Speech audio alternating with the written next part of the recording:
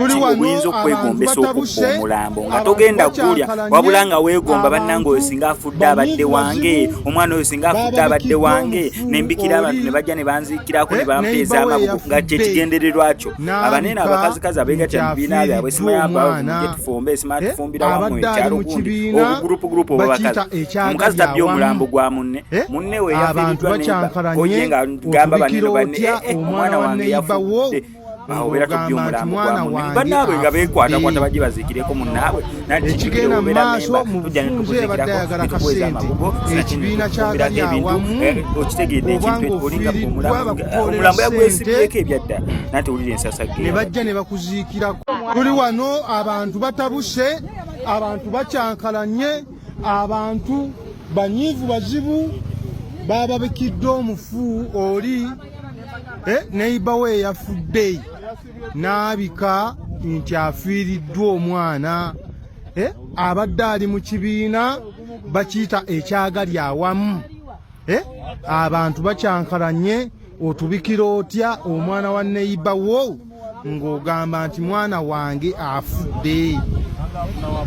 Ekigenda mu maaso mu bufunze yabadde ayagala kasente ekibiina kyagali awamu oba ng'ofiiriddwa bakutoolera ssente ne bajja ne bakuziikirako ne bakuweereza amabugo. Kaakati ye kaakati abantu banyiivu nnyo obusungu. Ekisinza okuluma tuli mukola okiwulira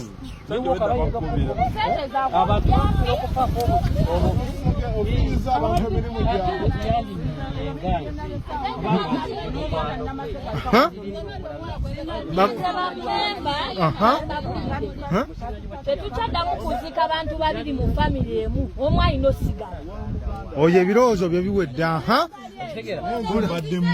Amanya Nserekola Jabo sipiika wa gali awamu nfunye obusungu tutambudde ne tugenda mu Kalagi akatundu bayita Yowa Nakanyonyi.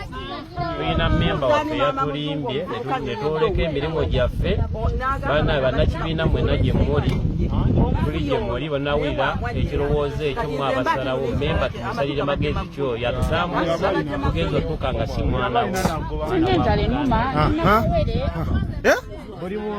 Tunula eno otubuulire. Mama Kalo. Sente zitakusonda kati bantu tuwaddeyo zizagala mu kitundu.